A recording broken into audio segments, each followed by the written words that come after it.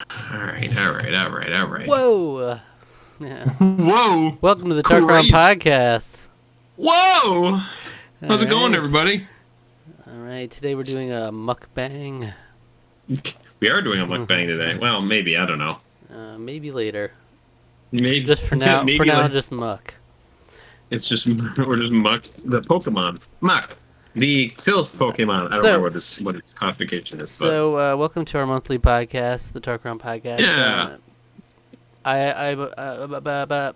I'm assuming a lot of our yes, talk will center around recently. Basically, the E3. The only version of E3 we have left is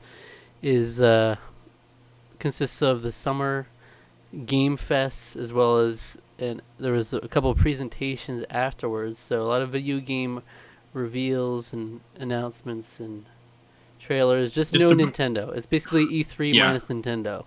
Yeah, I don't know why Nintendo didn't have a Nintendo Direct. I guess they had just done one back in, I guess last month there was one. They march to the When beat was of their the own last drum. one? They're like Cowboy and Survivor Cook Islands. You know? They're just like Cowboy and Survivor Cook Islands. I don't know if I don't really know. I think that like there was one maybe not too long ago, I guess. But the other thing also is the fact that Tears of the Kingdom just came out last month, so they are kind of riding that high, and they probably don't want to distract from more sales from that. Mhm. So they probably just they don't want to distract from sales for that, which I'm assuming sales figures for that are pretty good. They should have just dropped like a video. It's like a direct where they just talk about Tears of the Kingdom. Just a reminder, Tears of the Kingdom exists. So I mean, we don't even need to drop anything else. And yeah, It speaks for itself. um, But yeah, I mean, we don't have to go as in depth as we did in years past with like E3. We really broke down each of the presentations and whatnot. This I just took notes of some things that were interesting to me personally. But yeah, there wasn't really. It was the thing is that because everything's so fractured at this point, I had a really hard time. So okay, first of all, very weird that when Summer Games Fest happened, or Summer Game Fest, sorry, not games, but Summer Game Fest. It was like the middle of the day. It was like 2 o'clock in the afternoon. mm-hmm. It was very strange timing. So it was like I was working, I was listening to Pete stream, but I had to work, and there was a lot of times where I couldn't listen to it.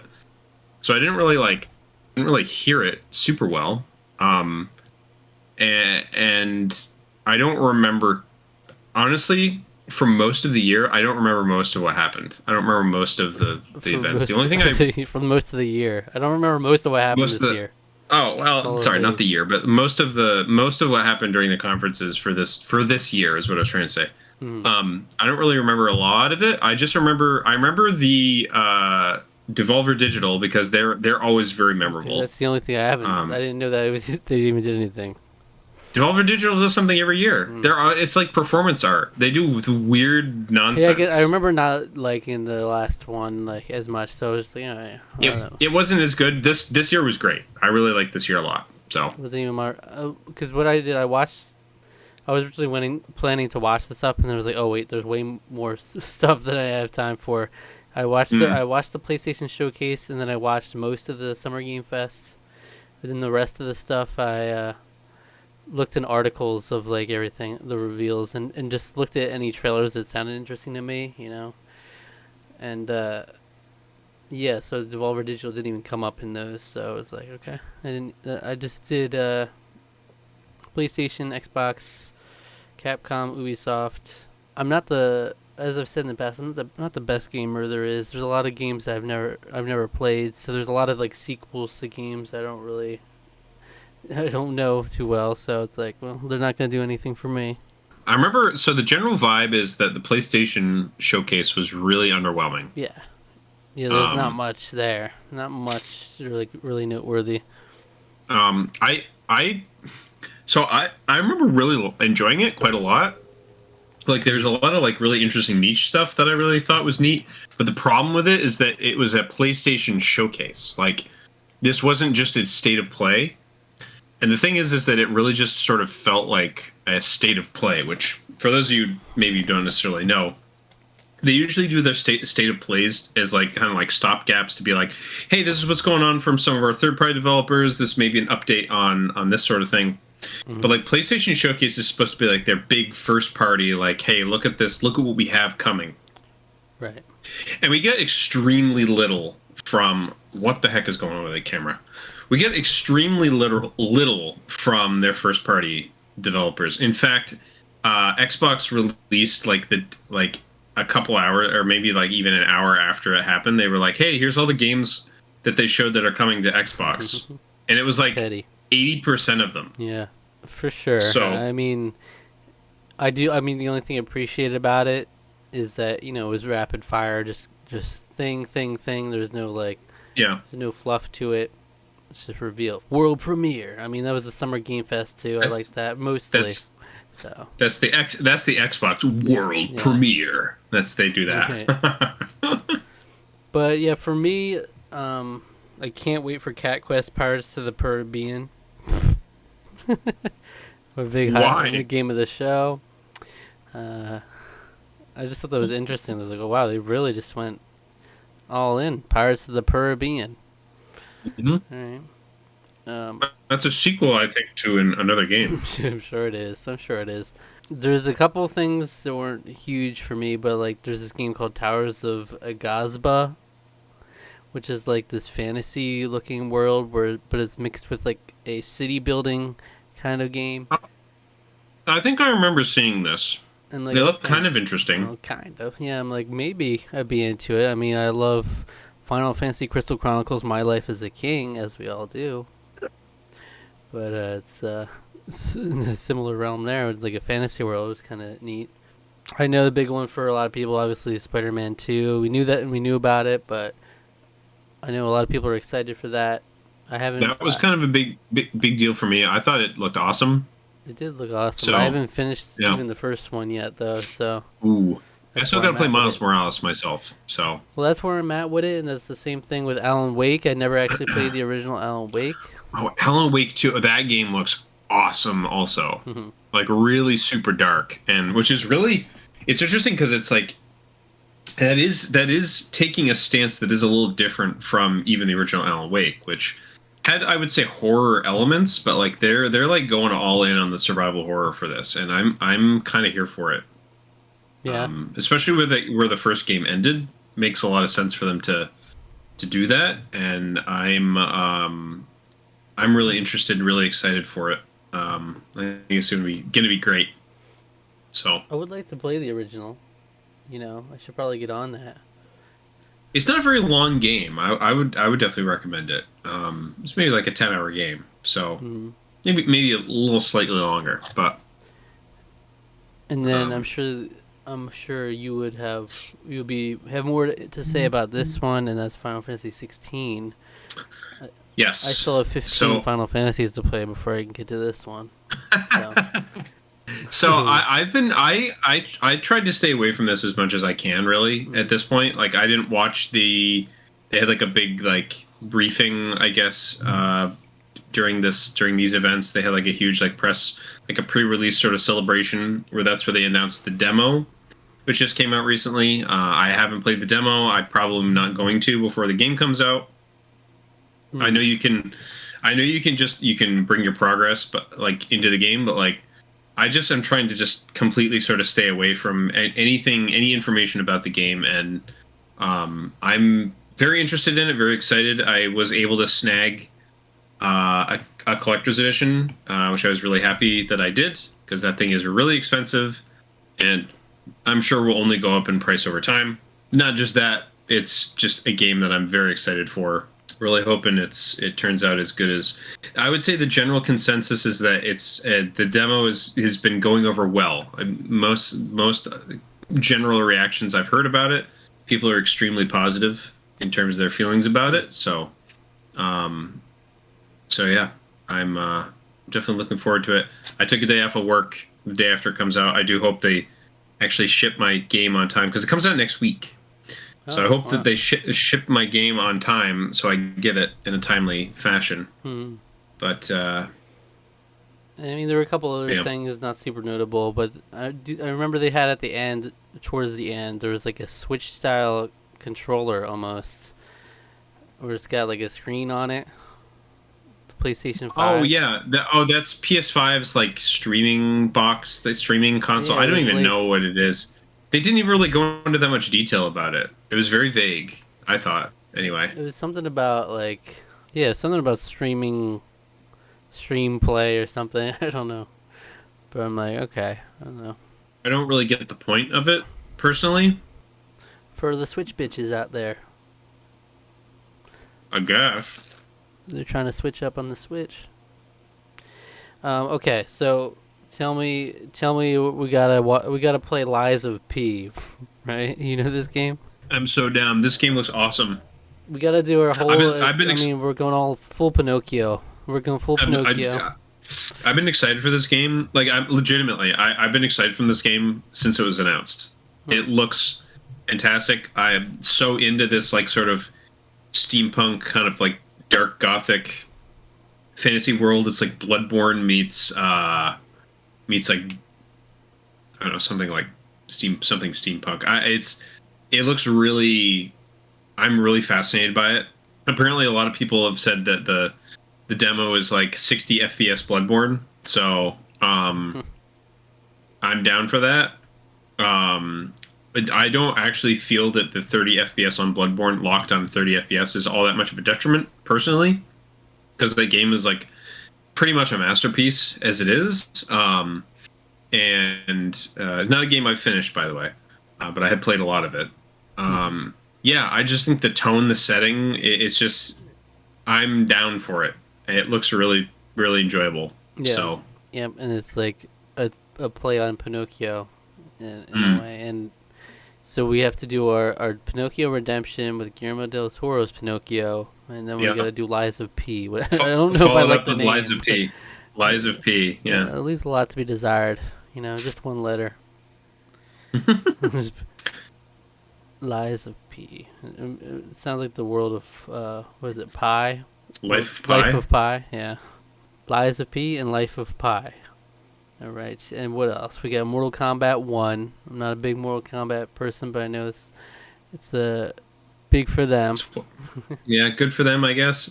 I think it's interesting that they're sort of doing this like revamping the universe, I guess, sort of thing. It's like a I guess Liu reboot, Kang, yeah. because like Liu Kang got like god powers or something, and he's basically like completely changed the It's like universe. a new branch timeline, yeah.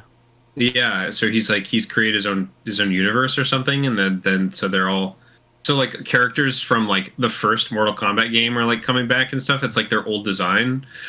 I will say for nostalgia, Yeah. but also while forging a new path ahead, I think it's really smart. It's cool.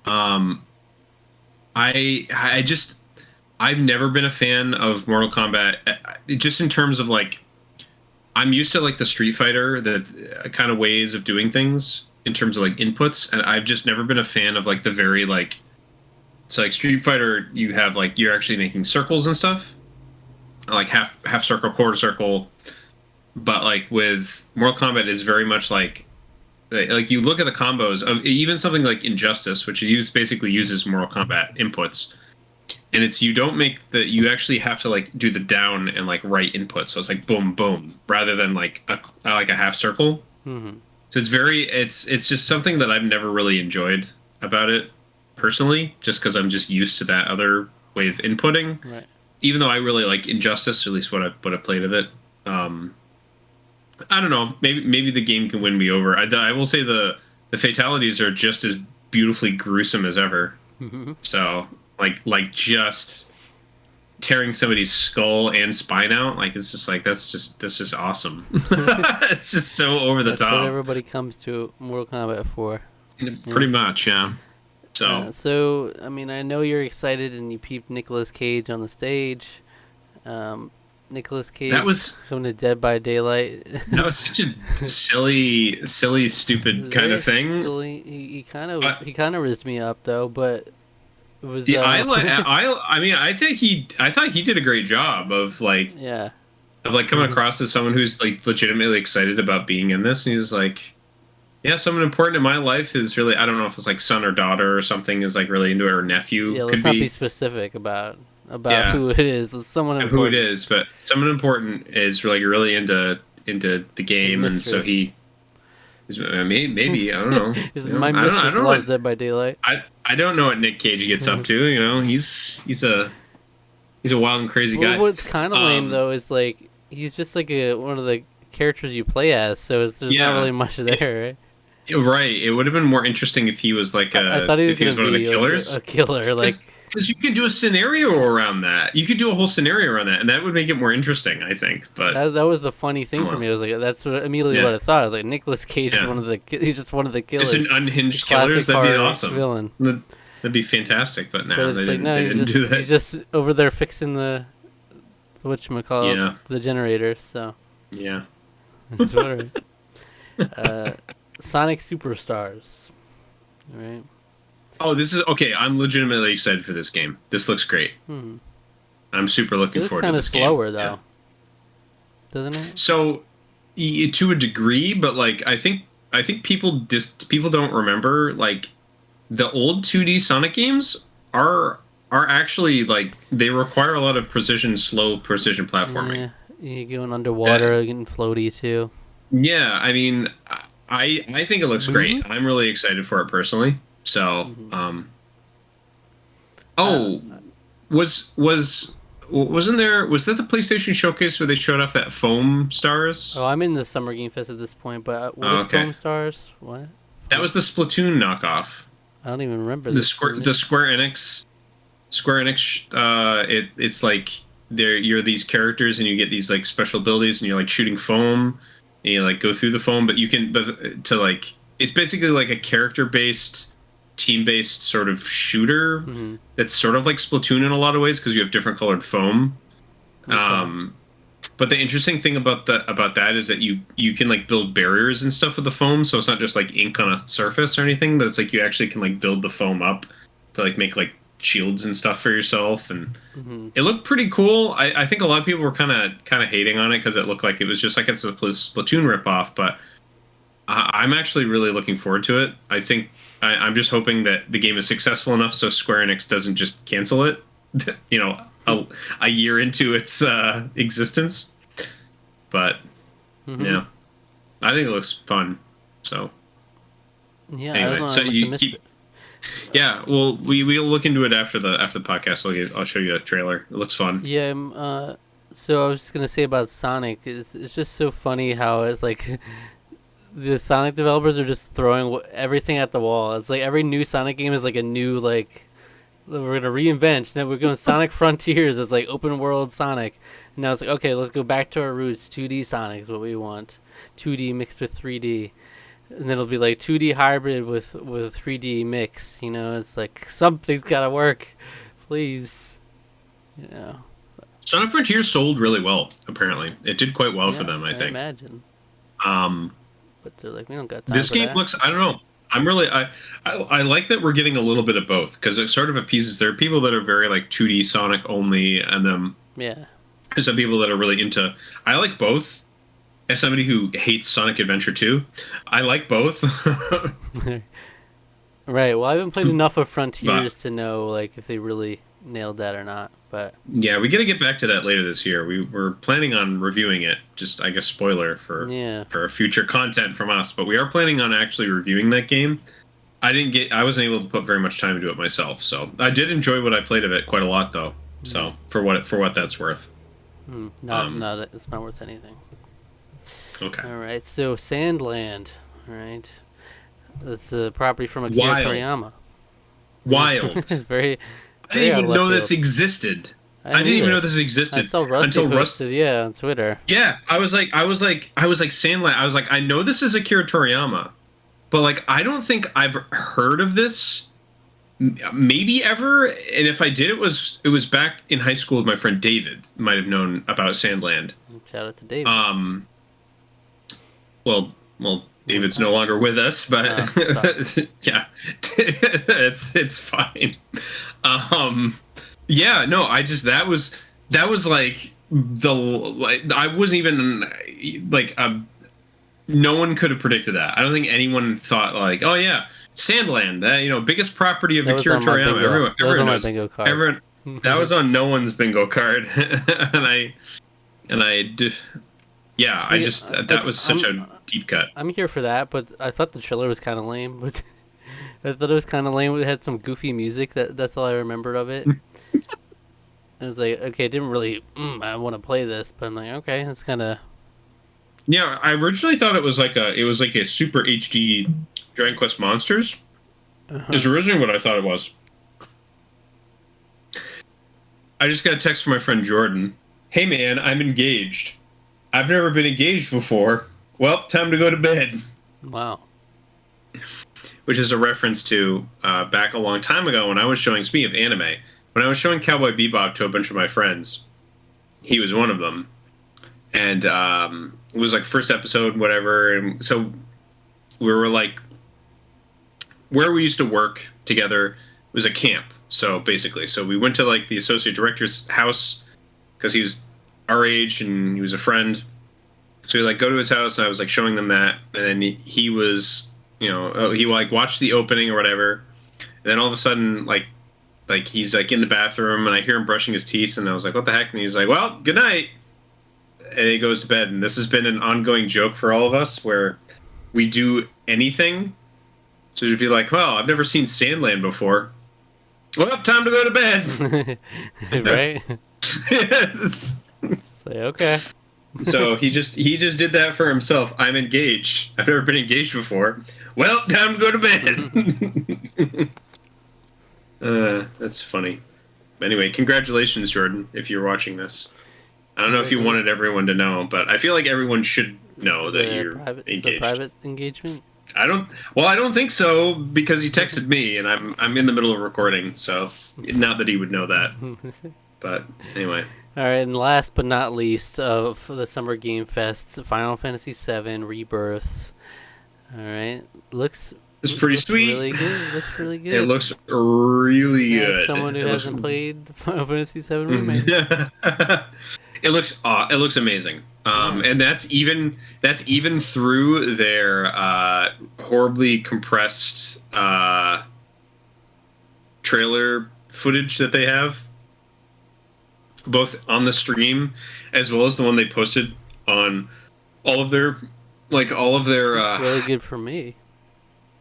Oh no, it looks good to a degree, but it is not like they don't. It's not uncompressed. It's like there is some muddy. There's some jank to some of the aliasing is not great. Well, no, it's kind of wild. It's kind of wild that they have. You should be trying to make the game look literally as good as possible, considering it's running in 4K. But for some reason the trailers aren't that. Tifa caught in 4K. Fine. Tifa caught in 4K. Yeah, like at the Italian Senate. So, you're excited for that, right? I'm excited for the Italian Senate. Yeah, I'm trying. No, I'm excited for. I'm excited for that game. Very, very much so. I mean, 16 is coming out. I'm definitely excited for that. Definitely excited for Rebirth, which is coming out beginning of next year. So it's it's a good time to be a Final Fantasy fan for sure. Eating good this next couple years. So I mean, there's a lot in the Summer Game Fest. I just wrote down a little bit of my highlights there. I don't know if you have any other ones, but I obviously have all. I don't remember Xbox anymore. And stuff. There's actually a lot for Xbox, and it was interesting. Jeff Keighley. I mean, he likes to put himself on stage. I feel like he wants to be talking to these people. He likes to have a little convo. Too much talking. It was like to a degree where I was calling it the Summer Snooze Fest for a little bit. I remember being like kind of like, all right, like come on, like moving along. There was a lot. There was just like there were times where it was just too much. It was just too much talking. It's like I get that you want to unabashedly. He'll just fondle the people's balls on stage. He'll be like, "Oh my gosh, like so much." Thank you so much for giving me that trailer. I wanted it desperately. I texted you every night for the past week, and you agreed to let me have that trailer. Thank you so much. I did like his nod to giving away Steam Decks, though. Yeah. That was pretty great. I was too bad that he didn't. There was no reference to Bill Bill Clinton. Bill Clinton. Yeah. um, his Orthodox rabbi, Bill Clinton. Yeah. You know that kid? You know that kid's like shown up at like a bunch of like random I know. podcasts and stuff. Oh, podcast. He's just like, Oh, yeah, podcasts and like other videos and things. He's kind of a loose cannon. I I'm know. totally here for it though. He's kind of unhinged. So It's kind of unhinged, and I'm living for it. and I'm living his life. Okay. All right, the Xbox showcase. Everybody text your girls and say, "You up? A new Fable trailer just dropped." I didn't watch it. it's So here. this was one of the ones where I only caught little bits and pieces of, and some of it was listening. I knew they showed Fable, but I didn't even bother to watch it. I just don't care. All right. I mean, I haven't heard the discourse on it, but it's like, it's like Totally different. not. It doesn't feel like Fable at all. It's like this weird Yeah. story where it's like, the talking about heroes. The age of heroes is over, and this person's like a vegetable. Is it something that was like more modern setting? I thought that was something that was sort of He kind of some looked like it kinda- at first, but he was like a vegetable farmer or something. He was like, "I'm into vegetable farming." There's this guy talking to the camera, and then Okay. and then there's like it shows this like when he's talking about the age of heroes is over and stuff, and it shows this girl like doing fighting and stuff, and then it like zooms out to show that the guy that was talking is like a giant, and this girl is tiny. Okay. And, but it's like vague. I don't know what we're actually doing. I'm like, it's Fable. Okay. Like everybody, like I just read a couple of comments and people were like, okay, so they got like the goofy part of it down, but I hope they actually have the rest of what Fable is. You don't have any hint of like, doing moral decision making or like actual. There's the actual fantasy, a little bit of epicness to it as well. It's not just all goofy. Yeah. So it was just kind of like a funny little trailer. You don't get much out of, but it's very weird. There's like a giant and this smaller girl. I don't know if that's actually going to be part of the gameplay. It seemed like it, like she's running through this huge world, like in this dude's room. I don't know what to make I of just, it. I just realized I was wearing my Final Fantasy shirt. Mhm. It's like for foreshadowing. Anyway, yeah, Fable. I just don't care. I'm getting really honest. I played a little bit of 1. I played a little bit of 2. I don't really like the games very much. They're not my cup of tea. I appreciate them for what they are, and I appreciate that people really like them. I don't. I Wait. just don't care. Follow. Oh, Wait. wait, Follow. follow, wait. I love your way of interacting in the Fable world. Is like doing poses and expressions. It's like holding a thumbs up. It'll be making noise, and like if you hold it long enough, it's like yeah, and it'll give you some extra friendliness. It's very weird when you get into playing Fable, and it's like you're marrying people based on just like blowing kisses and like flexing muscles, or like That's just how farting people communicate in Albion, right? Yeah. Is that Albion? Isn't that what the world is called? Albion. I don't know where we're at in this one, but Yeah. We'll see. We'll see. So no gameplay then, I would assume. I can't remember if it was. It seemed In engine. like It was could have probably been, in but- engine or whatever, but the one thing that is really the one thing that I guess I saw like a screenshot of it. And then I heard people saying that it like I said, I wasn't totally sure, like people were sort of vague on like it was a new setting or like a more modern setting or something, but to me it was sort of, and like other people saying like it doesn't really remind me of Fable. Right. Which is sort of reminiscent of like what people sort of said about that Beyond Good and Evil 2 trailer, which that game's probably literally never coming out. Because I think it was over 10 years ago that trailer like came out.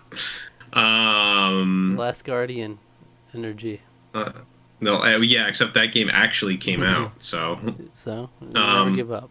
It's like that. yeah, It's a wild card. It's like It's like we know Fable the name, but I don't know if we're supposed to be excited for this or not. It doesn't give you don't have any impression that it's the same kind of game at all. So it's like we gotta wait and see, I guess. But Right. hope for the best. Persona fans were kind of eaten in this presentation. Yeah, so that is the one thing that I was a big fan of. These apparently were leaked. I didn't. Apparently, I remember. So the thing is about them is that everyone was talking about them, but I didn't know what they were talking about. They were like, I think one thing, the one thing I knew that was leaked was the Persona 3 remake. But it's like, has it really been leaked? Because we've sort of known that this thing exists for the last like 2 years or something. Like we've known that there's a Persona 3 remake in the works for a really long time. Mm-hmm. What was it called? Metaphor Refantasio. We've known about that game for like close to 6 or 7 years. I think it was like 2016 or 2017 is when that game was like announced, and we have heard literally nothing about it until now. Mm-hmm. To the point where people were thinking that the game just was never going to come out. Yeah, I didn't even know about it until then. It was there was a whole new team at P-Works or whatever the Persona studio is called. And PA Works or something, P3, I don't remember. So P0 is the name of the studio that was formed, and it was by a bunch of people that had worked on Persona 5.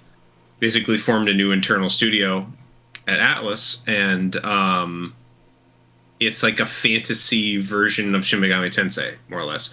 Rather than having it in like a real-world setting, it's like a totally fantastical setting. I'm down. Like, visuals look wild and interesting and wacky.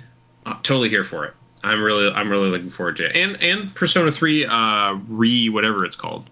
Reload. Reload. Mm-hmm. Yeah, I'm looking forward to that too. I've never played Persona 3. I know they have P3 portable on digital. You can buy the digital in a lot of places. Supposedly this is not going to come with any of the extra content in FES or portable, which is interesting, but it's like a reimagining almost, right? It's like Persona 5 style of Persona 3. Yeah, to a degree. I mean, I think it's still going to basically like hit all of the same story beats and everything, but like all the visuals and everything are all very the same. I'm the thing I'm most curious about is if dungeons are going to be randomly generated or if they are going to have like Persona 5 where they have crafted dungeons for every encounter, because that is a huge undertaking. Like, that was the one massive thing that Persona 5 did differently than any of its earlier counterparts, is that it wasn't just randomly generated. There's an area of the game that had the randomly generated layouts, but it wasn't like the whole dungeon was not randomly generated. So I'm curious if they're going to just go with the Mementos sort of method, or if they are going to craft their own dungeons. Yet to be seen. People who are more analytical and knowledgeable about Persona and Shin Megami Tensei probably know already just from the trailer, but regardless, it leaked last year.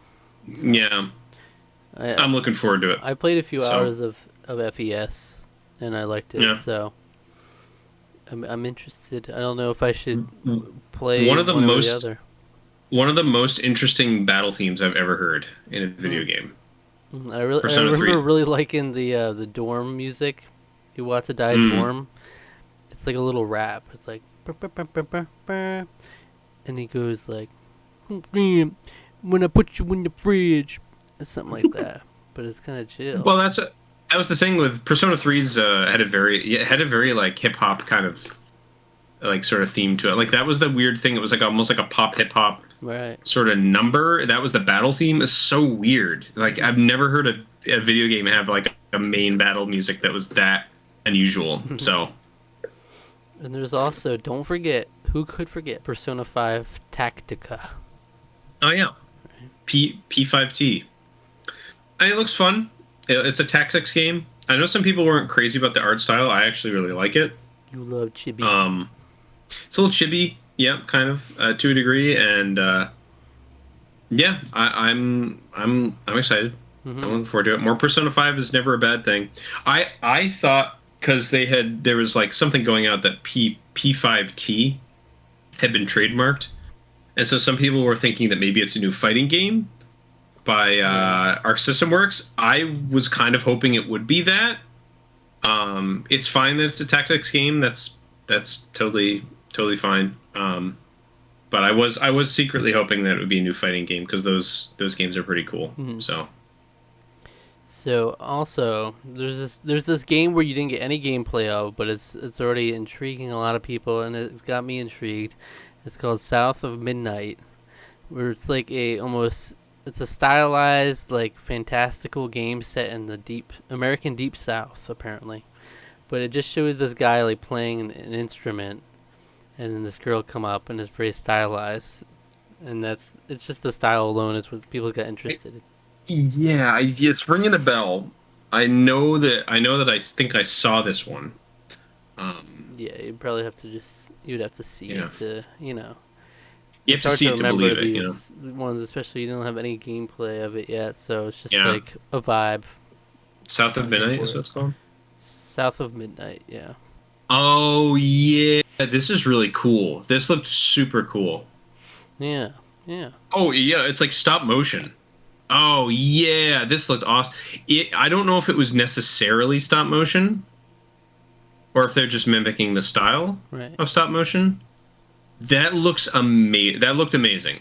But it's like, yeah, if the game looks like that, kind of here If for the it. game We'll see. looks anything like that, I'm here for it. Yeah, that I do hope the game again, if it's not actually real stop motion because like that making a whole game in stop motion seems like almost an impossible task. Hmm.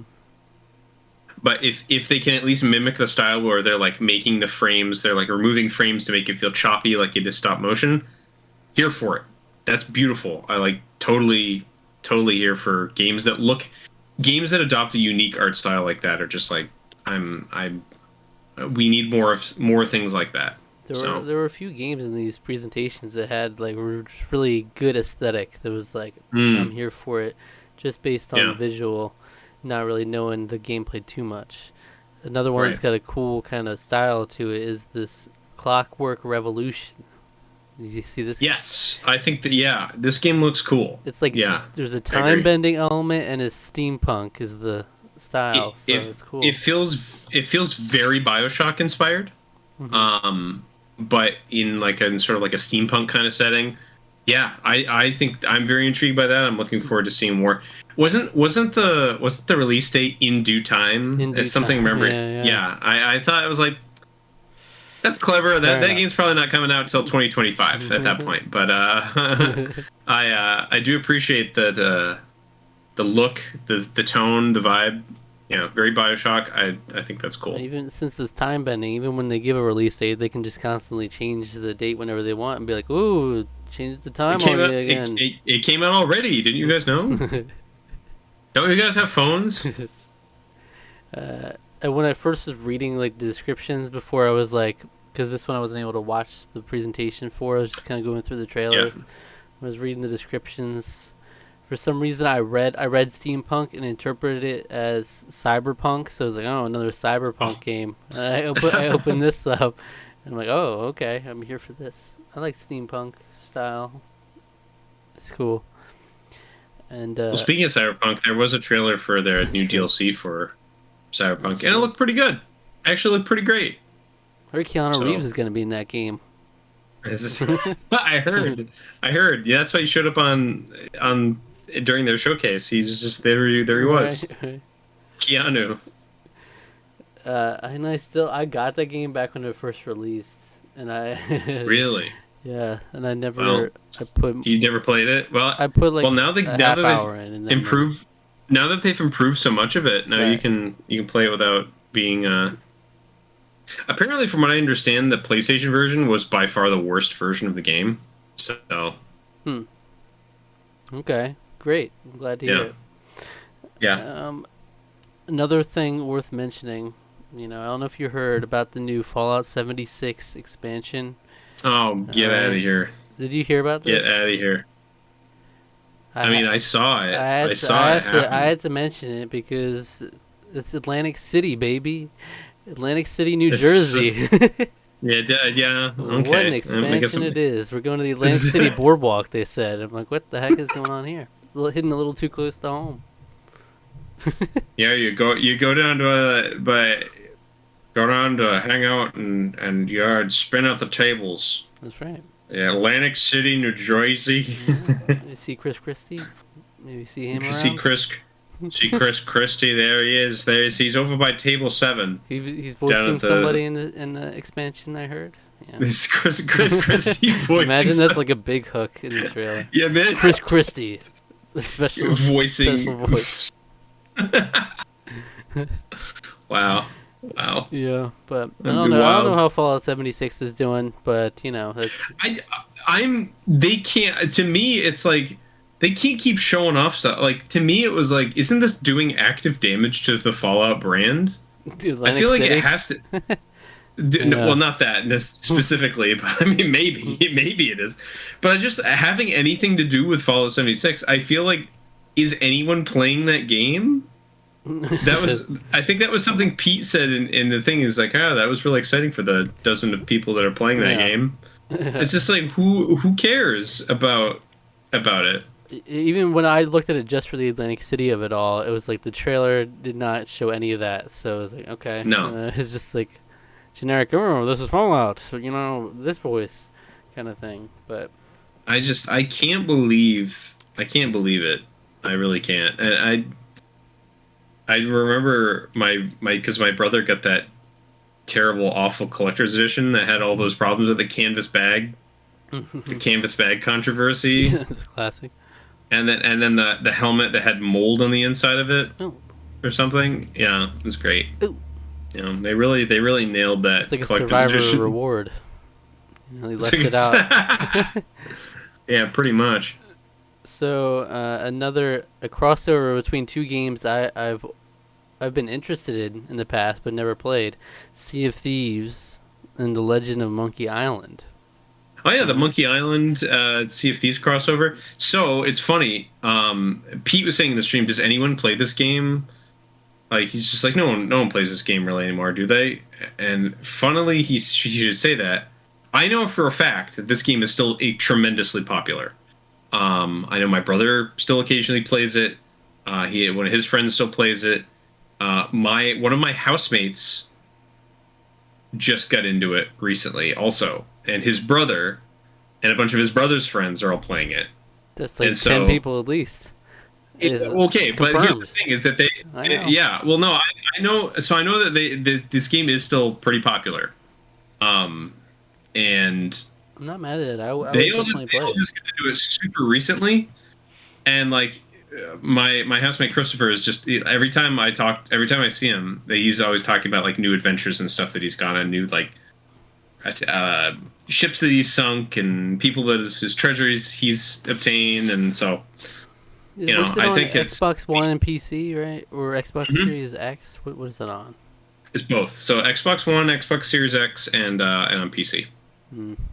So that's the only thing is like I can't really do PC with what I've got, Right. and Right. I don't have Xbox One online, so I'd have to buy it just for that. So that's the only thing. Oh, it's the kind of game I would definitely enjoy playing for sure. I feel like it's right up my alley.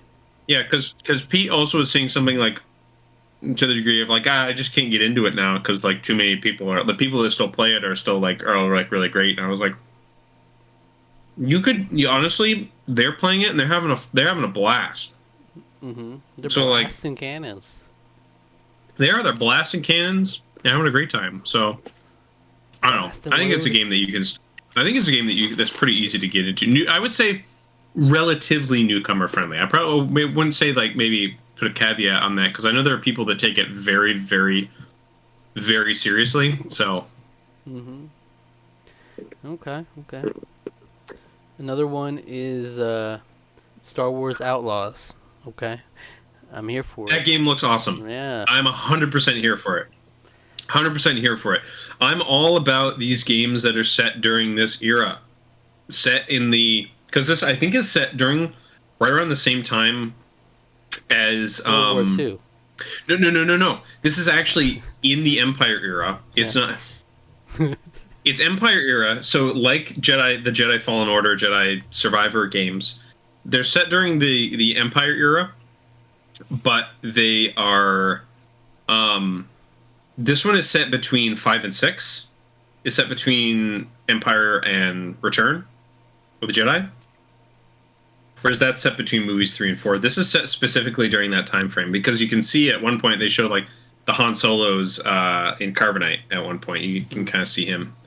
So yeah, I'm totally here for more Star Wars single player games. So And then again, here we go. Here's my bad gamer showing. I haven't played Jedi Fallen Order, but also I was hoping to for this Gen Challenge, this past Gen Challenge we're on. it's an open world Star Wars game though. Like that's beautiful. It writes itself. Yeah, that's pretty wonderful. I agree. I'm in my Empire era as well. You're in your empire, my Empire era. I'm feeling Hashtag not my era. Hashtag. I'm feeling myself in my Empire era. You know. It's interesting that a lot of the games that have come out, they're all pretty much set in probably the best era of Star Wars. Really, I would say. It's interesting that like coincidence. I think not. It's interesting coincidence. I think not. I do think it would be interesting to have something set during the High Republic period of time. But I don't know. We'll see that. We'll see that maybe someday. But all right. I mean, the possibilities are endless. The Star Wars. They are. Things are looking up. I mean, things are looking up for Star Wars in general. You know, good time. But yeah, open. What else? We got a game called Dungeons of Hinterberg. I don't know if you saw this. It's like a cel-shaded RPG where there's like monster fighting, puzzle solving, magic wielding, and relationship building is the description. It says it has all those things. So I'm kind of intrigued by it. It's not like ooh I'm sold instantly, but I'm. Oh, I like the art style a lot. That looks wild. It's snowboarding. Yeah. Very cool. So I'm down. I think I did see this game. That looks really neat. There's a lot of games. I definitely have to keep that one in mind. A lot of games in these presentations where I'm like, I'm down. But I mean, that's the classic E3 thing where it'll be like so many games like, yeah, I'd play that, and I never play it. You know. There's like Avowed is a game that I'm interested in. Yeah, that too. Avowed looks really good. And I'm not somebody who's even that big into like Western RPGs. I don't really care about Elder Scrolls really, but like I know Obsidian as a developer is just like really, really good. So I'm very much looking forward to that. I have a good feeling about that game. There's also that game where it's like it's like a first-person shooter, but it's with magic rather than like guns. I don't remember the name of that either. Magic, not guns. Immortals of Avium. Of course. That's one of those things where I saw the name and I kept scrolling. Is that bad? Like that sounds very unique. What kind of game is this? Exactly. What is this shit? I just see the title. I'm like, Immortals of Avium. Okay. Yeah. Bye. But that's me. Well, what is it? What was that? Remember when it was Gods and Monsters? Remember how they renamed it Immortals Phoenix Rising or whatever the heck it was called? That's kind of exactly the vibe I get just from the name. Yeah. Like, okay, it's probably not for me then. Huh? That was might have been one of the worst renames I've ever heard in history. Gods and Monsters, yeah, sure, it's generic, but to me, it's more like interesting than whatever that horrendous title is that they came up with. Well, you can't win them all. Fenyx Rising. Phoenix Rising. It's like, get out of here with that. Yeah. It's like, jeez. All right. Anyway. Next up, we got a game called Jusant, or Jusant, Jusant. Yeah, Jusant. Yeah, Jusant. This looks really good. At Don't Nod. And it's exactly the game you'd expect from Don't Nod. You're climbing cliffs. That's what they're known for. You're climbing. Don't Nod had a lot of really interesting things that they showed off here. There was another game I think Don't Nod showed. Life is Strange 16. No. It's not. That's not it. The French. Oui, oui. Je suis French. But yeah, I mean, it looks interesting. You know, it's a game about climbing. Very bold. You're just climbing a lot of stuff. It might have been Vanisher's Ghost of New Eden. Might have been what I saw, or either that or Harmony: The Fall of Reverie. Those are all games that are supposed to be coming out this year. And they all sound fantastic. Vibe check. I'm here for it. I don't know what it is about it that I'm really interested in. Maybe it's the fact in Tears of the Kingdom they kind of like really keep going up and up. It's kind of cool. But you know, Like, how many games are there about climbing mountains other than I can name only Curse? I can only name 10 on my hands. Curse Mountain is one of them. And there's Bennett Foddy. Getting over it with Bennett Foddy. Yeah, it's a classic climbing game. So yeah, there's speaking of Bennett Foddy, there was a new game co-developed by him and someone else, where it looked like you're this like fat loser that gets isekai'd into some other world, and it's like you have to traverse your way to find your way back home, and it's like you have to control this schlubby loser and try to get him to I didn't see this. Go home. Yeah, I think that was during the Devolver Digital thing. So of course. Also, there's this weird game called Lightyear Frontier, which is like a game with mechs in like a sim kind of game.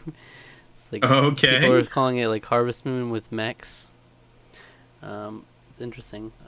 That's a new one to me. If you I don't think on, I saw that. If you go on YouTube, there's a gameplay, one of those classic, very nostalgic, like fake, you're playing with your friends presentation of it. Oh jeez. Oh those. Oh. It's like, oh hey, there's some materials over here.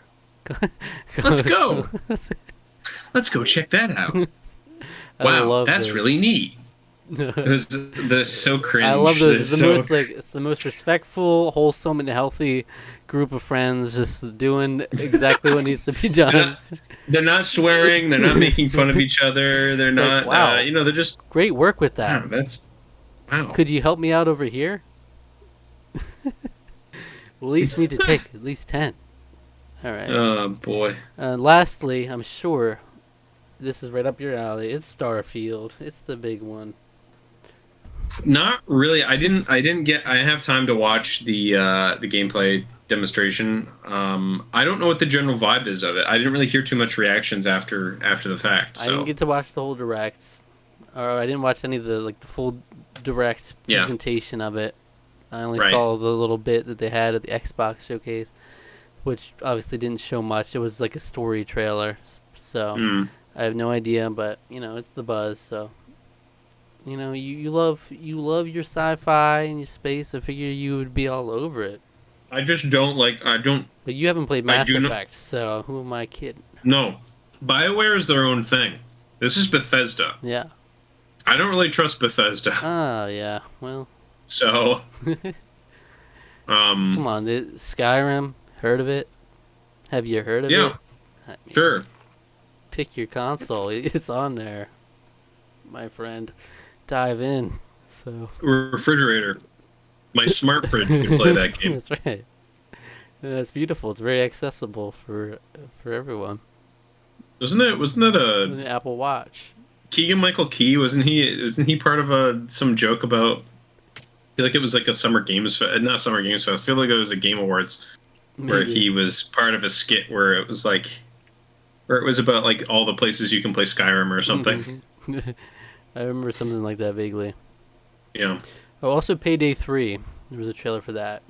I did play Payday 2 a little bit with my brother. It's fun.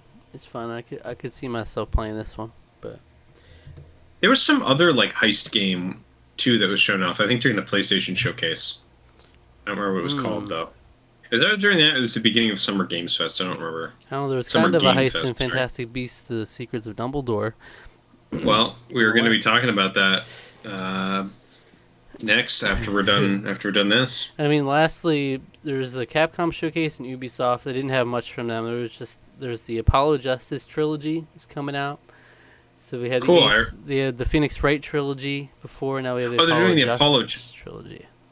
Oh, okay, that's kind of nice. Yeah. Are they going to do a physical version of it, or am I going to have to import that again? I don't know if I saw. I'm not sure. I'll probably have to import it again. Yeah, I know the Apollo Justice trilogy is a lot less accessible. Yeah, So that's kind of I nice that heard. they're doing that. They're But, a little bit more expensive. I don't know if they necessarily sold as well around here. So, but that's good. but Good to there's know. also the Ghost Trick remaster coming out. I Yeah. never played the original, so maybe this Hmm. is my time to jump on it. Yeah. Isn't there? I'm trying to think of. But I'm interested. There's also a Miles Edgeworth game, I think, too. There is. Uh, yeah.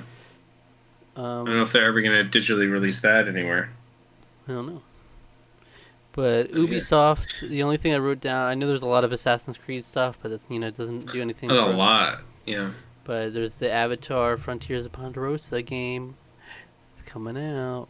I know you're gonna be all over it. You love. The Frontiers of Ponderosa, is that what you called it? That's the name of the Ponderosa game. Ponderosa Steakhouse? Yeah, that's the one. Right. Not Ponderosa from Survivor. Ponderosa? That's where you go when you get voted out. Is that what they call it? Yeah, Not Pandora? that's where the They call- oh, this is Pandora. I don't know why. I swear I saw Ponderosa. like, why would they call it that? That's not the name of the planet. Unless it's like a new planet, the adjacent planet called Ponderosa. Yeah, Um, Frontiers of Pandora. But I know you'll be getting that on day one, so don't try to kid me on it. yeah, you know me. I'm the biggest. I'm like Ryan. I'm like the biggest Avatar fan. Did I talk about that? I saw The Way of Water. You mentioned it on the Little Mermaid review, I think. I did mention it during the Little Mermaid But review. I saw it. It was fine. That's about all I have to say about it, really. that's so awesome. That's so awesome. Are Yeah. you excited for the fifth one? Well, supposedly they already filmed the third one. So, but then again, they filmed this second one like 2 years ago. So Oh, they've so many avatars. They all gonna be like freaking billions of dollars in the box office. You think? probably, I mean, because That's the crazy. stupid fools like me still keep going to see Yeah, it. no. So, Yeah, you can't. You have no room to criticize. You're just gonna keep eating it up. I mean, I saw it once. I'm not going and seeing I it like saw four it or five, once, 6 times. and that's where I lay my hat. You know, I good can for sleep with you. myself at night. Can you? Yeah. All right. I also saw John Wick 4, despite not seeing any of the other previous John Wick films, and that movie was amazing. I bet. I bet it is. It was spectacular and one of the best action movies that I've ever seen in my life. Hmm. And that is not an exaggeration. It was so good. God damn. Yeah. All right. Like, give Mad Max Fury Road a run for its money. Hmm. So, But that's the gaming stuff. There's the gaming stuff. That's a good amount. There's a good amount of stuff. Just there's a obviously, lot. I'm partial to Nintendo, so I'd have a lot more to eat if Nintendo showed up to the dinner. But There's a lot more. There was like the Future Games Showcase. There was like the Feel Good Games Showcase. There's like Day of the Devs. There's like tons of like smaller little yeah. showcase.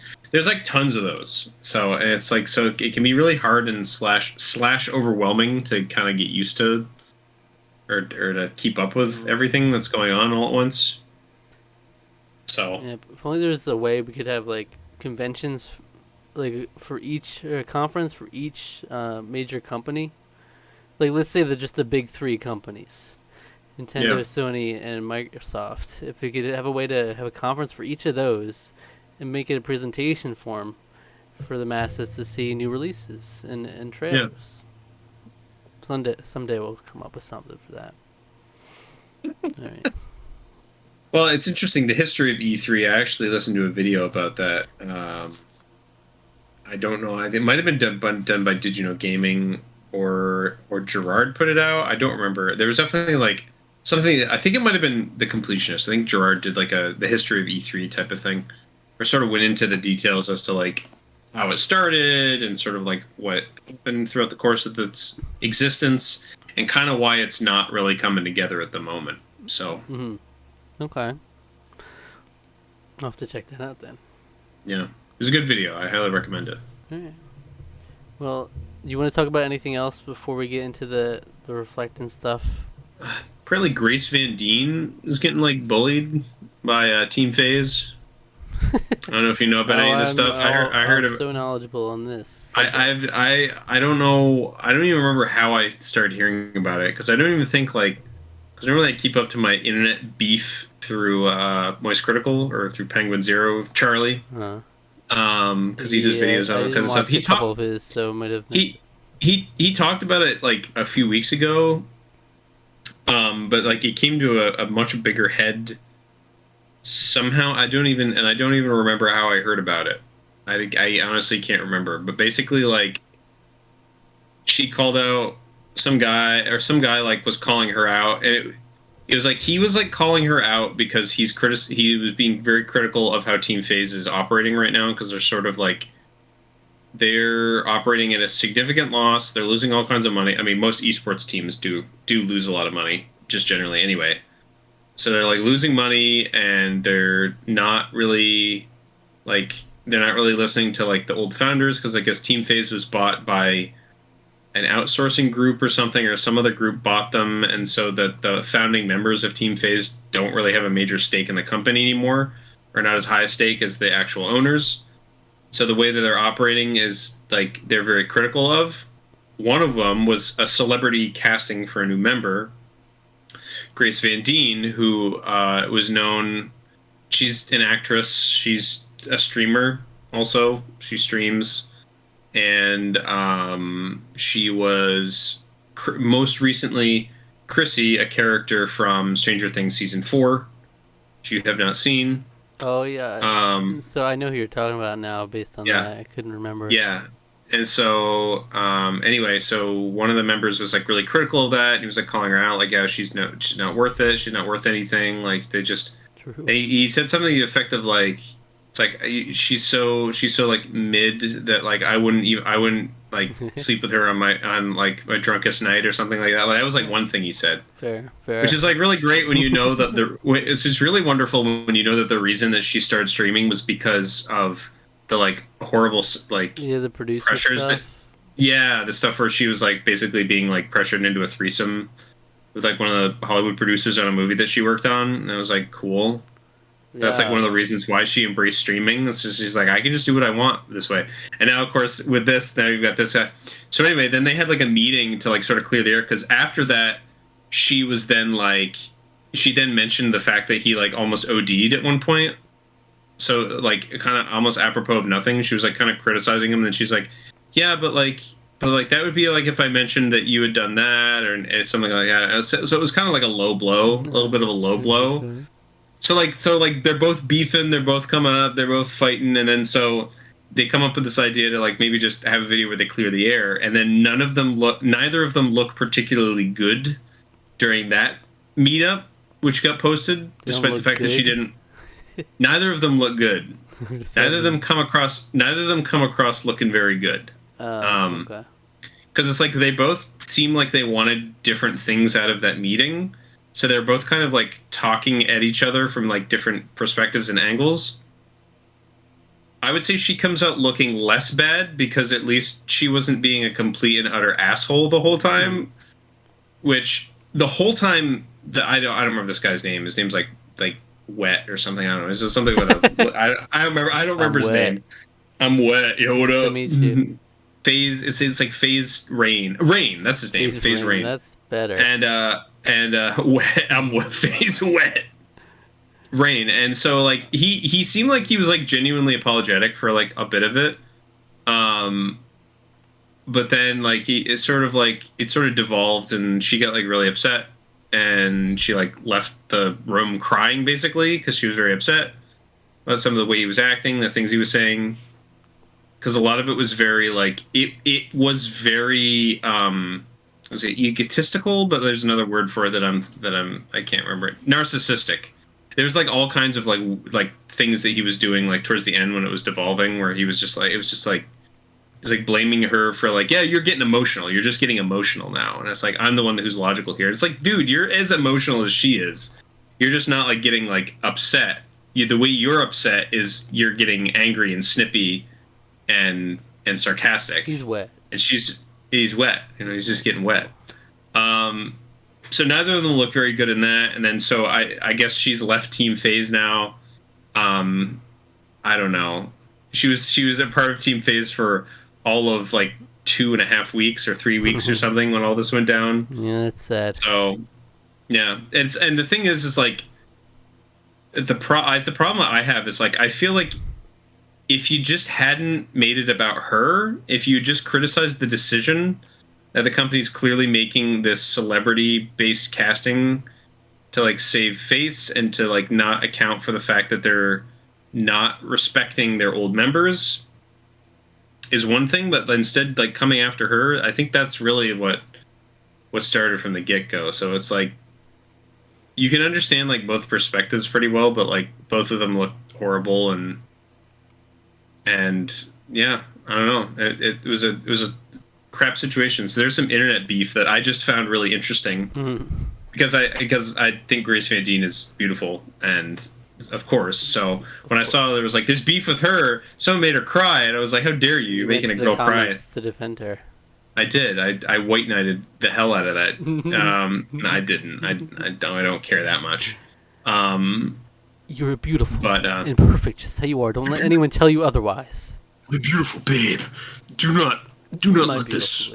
Yeah. My beautiful babe, you cannot let this demoralize you.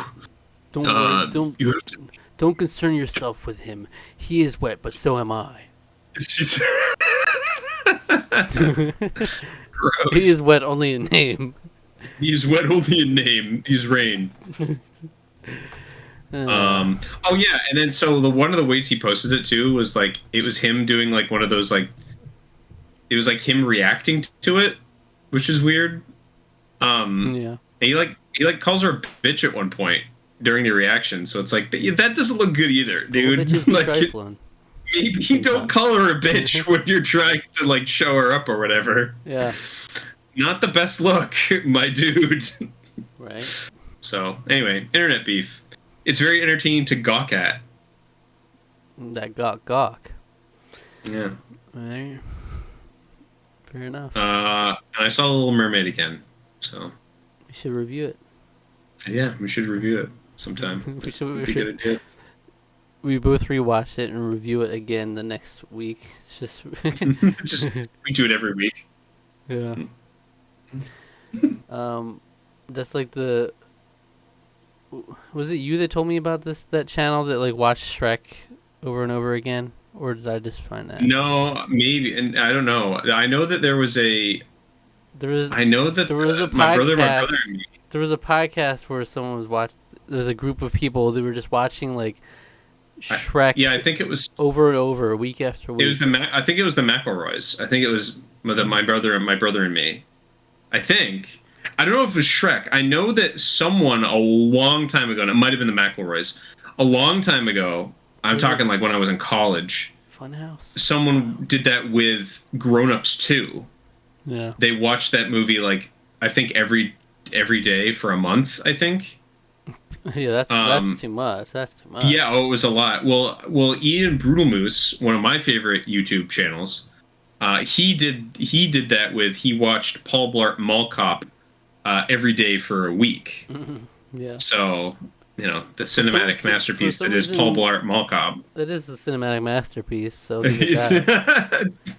for some reason Funhouse is coming to my mind. I don't know if they're actually the ones. Maybe. That did sound like something Funhouse might do, too. But it was like basically a podcast. They would like watch, I think it was Shrek or one of the Shreks over and over. And just like what new stuff can they you glean? You can glean each time watching each. Like I want to look at. I now want to look up because I want to see if I could find that who did that with the other guys because I seem to remember, not the other guys. It was Grown Ups 2. The worst idea of all time is a podcast hosted by New Zealand comedians Tim Batt and Guy Montgomery, where they watch and review the same film every week. It's not even every day for a month. It's every week for a year. Okay. The very first season, it was Grown Ups 2. I remember that because I listened to the first episode and I listened to not the last episode, but one of the later episodes. And they the level of like degeneracy in terms of like their mind, not in terms of like perversion, but like their minds were just broken by the towards the end. Um, So I looked it up, and there's no trace of of this. of I Shrek don't know if I rewatch. just made it up in my head. You might have. You might have. You might combine a few things together. That's what I tend to do. Because I know the McElroys have done something similar too. But It might so have just been like season a random little YouTube channel with like 10 subscribers that I found. season 2, the worst idea of all time, watched Sex and the City 2. Season 3, they watched We Are Your Friends, which I've literally never heard of before. Sex and the City, the first one, movie. Uh, Home Alone 3, every 3 days to produce a 9-episode season. That was the emergency season that they did during lockdown. Season 5, they undertook instead of rewatching the same movie every week, they are watching a different movie from the same film series. And so they did for the 5th season is the French-American Emmanuel series of softcore porn. Okay. That's interesting. It's 1974. Okay, that's a choice, I guess. I've never heard of that in my life. That's a curious social experiment. I really wonder what they're talking about by the end of it. Really wonder. And the new season that they've just started this past year, they're watching the Fast and Furious movies in reverse order, a number of times equal to that film's position in the sequence. So, Fast 9 times, Fate of the Furious 8 times, and they're doing that with them all. Mm-hmm. So yeah.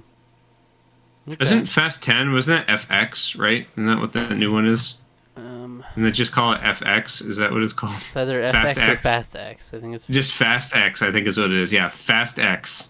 Yeah, they really went off the rails when it was like it was like Fast 5, Furious 6, No, it was Fast and Furious 6. Yeah, so all right, so here we go. Let's go through the Fast and the Furious, Too Fast, Too Furious, the Fast and the Furious Tokyo Drift, Fast and Furious, and that's with the ampersand. Yes. Fast 5.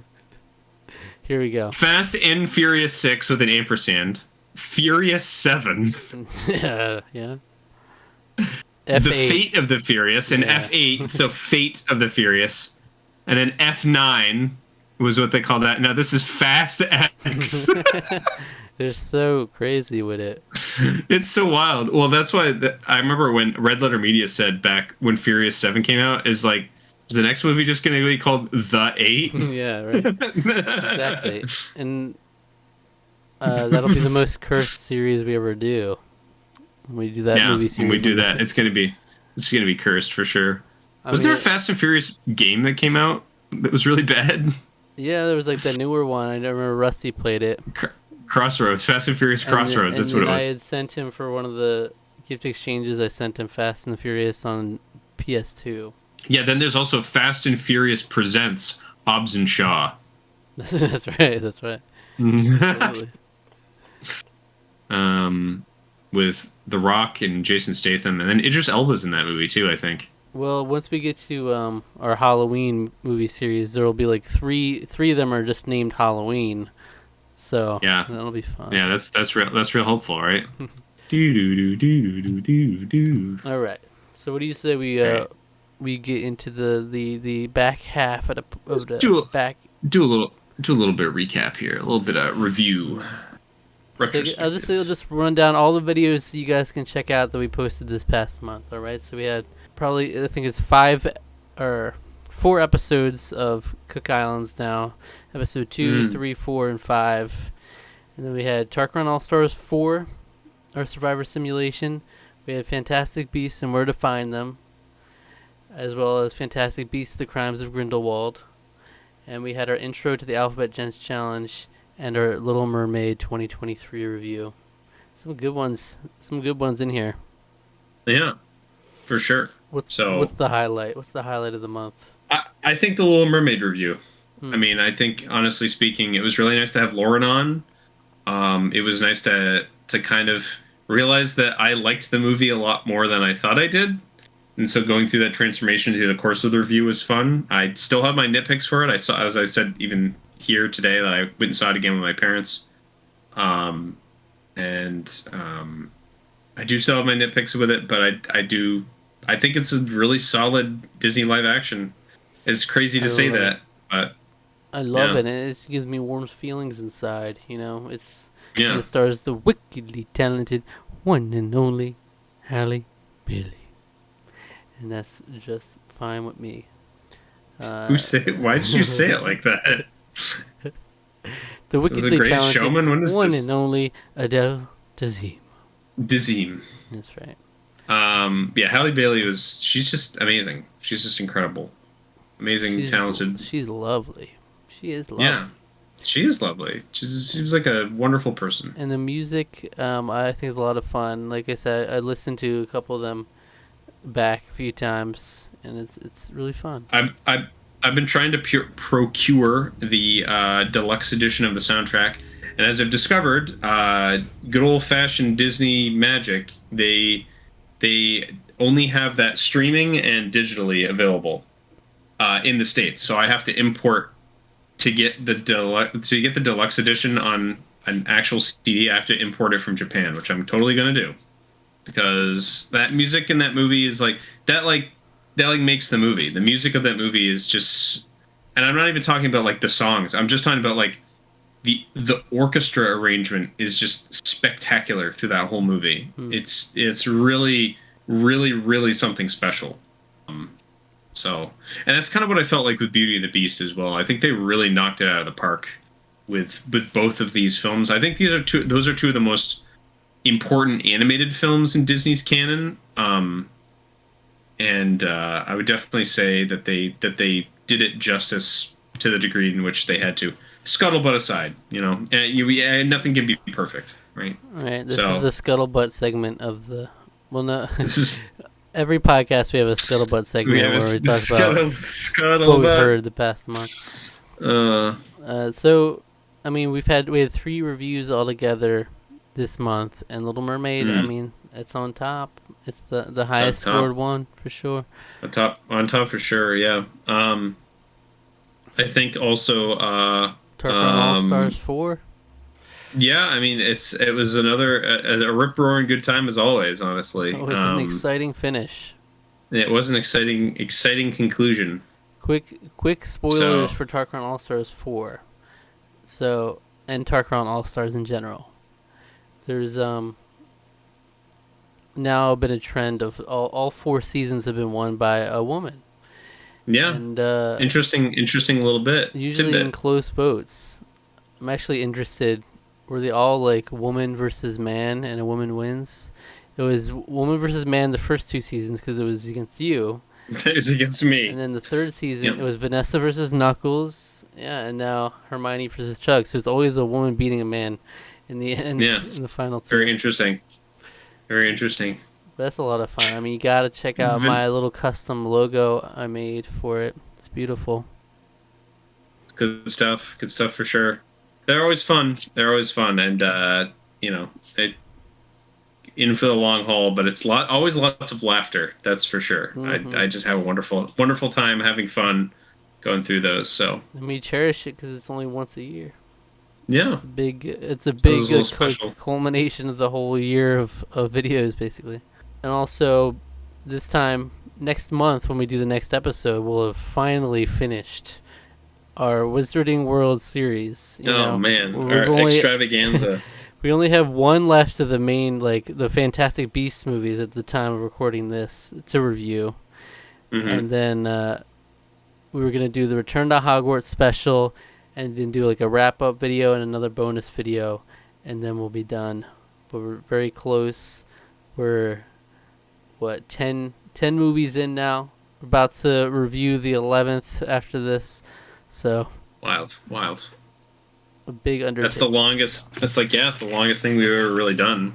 So yeah, with the Return to Hogwarts, it will be officially the longest movie series. So we'll definitely be... we'll be able to relax a little bit because it's been always at least like two things to juggle every week, you know.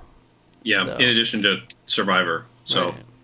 yeah, so definitely we're gonna take it easy for a little bit after this because it's been a lot.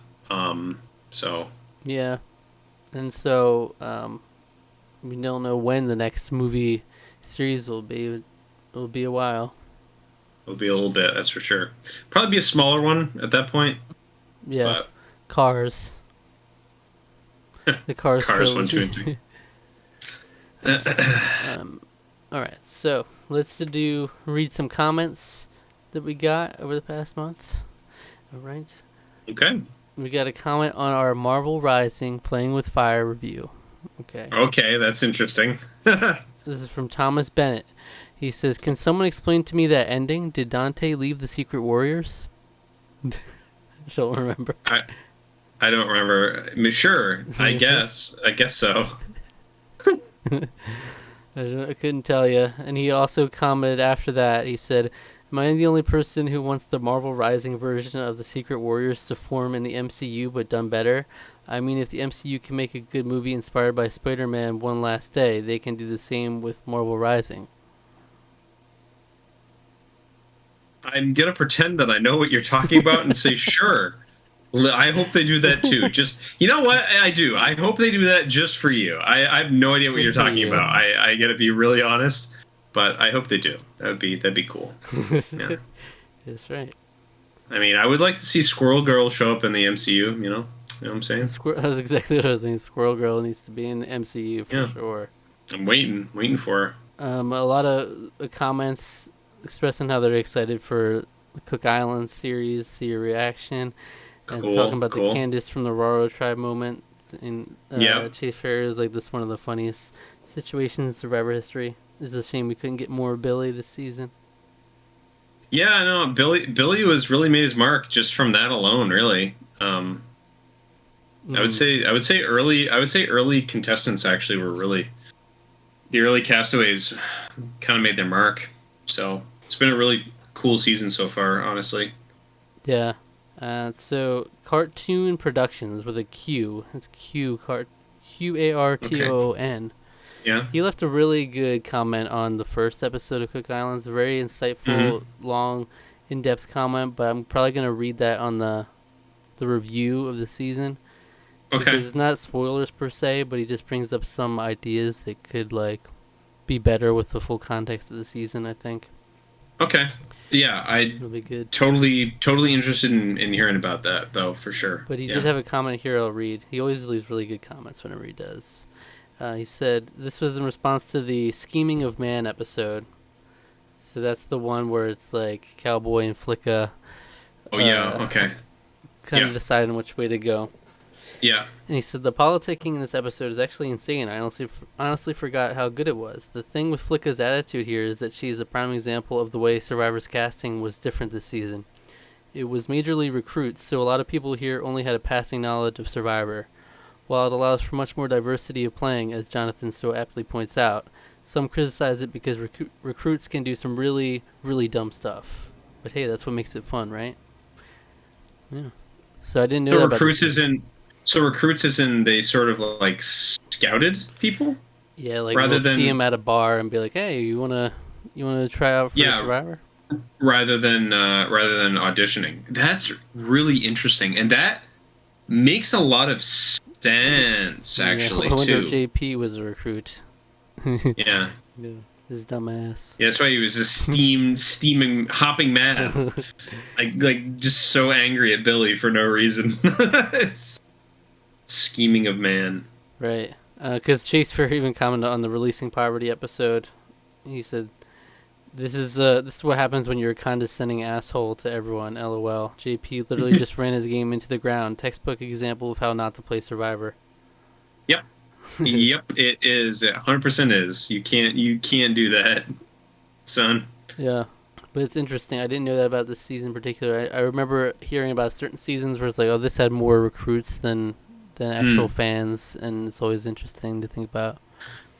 That is an interesting way to do it, I think. There's positives and negatives, you know, because they can be a little dumb with how they approach things, but they can also make it interesting, interesting TV too. because they're not like necessarily thinking about it as a game per se. Yeah. But yeah. Because Jonathan, I mean, maybe I'm wrong, but Jonathan clearly seems like a Survivor fan kind of player. How he's talking about it.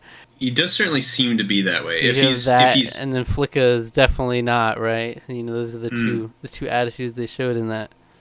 Yeah. And the last comment is from their Little Mermaid review from Goma328 on Ursula's lyrics, which you brought up the fact that they changed important Fortunate Souls. Yeah. He or she said in the original, the fact that Ursula made that argument and that convinced Ariel means she thinks that argument was solid. That's what made it problematic, I think. I guess, but to me, it's just sort of like that line is just sort of like, I don't know. To me, again, I'm not necessarily overly familiar with the original animated film. It's been so long since I've seen it. To me, I thought her attitude was fairly similar to what it was in the live action, where she sort of was kind of just doing it because kind of, I don't want to say it was on a whim, but it was more out of rebellion from her father, and she didn't necessarily think Ursula was that 100% that trustworthy, but it was like she couldn't just give up on this chance type of thing. So like I don't necessarily think that I don't necessarily think that was like that one sentence makes it so that she believes her when she says something like that. Then, well, yeah, I get it though. If you were going to try to say I get what you're saying. She wants to be independent to go do this thing, and then it's like, you know, it is a good point. Women should shut their mouths. I mean, that's that's how we have to operate. So I'm with you, Ursula. So all right. Yeah, you're with her. Women should shut their mouths, or like you're with her. Ariel saying that. Oh yeah. Like, oh, I'm with you. Yeah, no, I'm with you. Yeah, I'm with you. Yeah, no, yeah. My sisters, they yap. And they're getting nowhere fast. Yeah, that's right. All right, well, that's it. Another month, another episode of the Tarqaron podcast. Very good. All right. Sorry if I was a little lower energy today. I'm just work has beaten me into the ground. So I think I made almost 30 hours of overtime the last 2 weeks. So. Yeah. That's a lot. It's a lot. Yeah, it is a lot. It is a lot. But thank you for watching the episode, or listening. If you enjoyed it, subscribe to the channel or subscribe to our podcast feed, whatever you prefer. Like the video, leave a comment, and if you do, we'll read it on the next episode, for sure. Very nice. Very cool. All right. Take care of yourself. Yeah. Oh, that's right. We do this, yeah.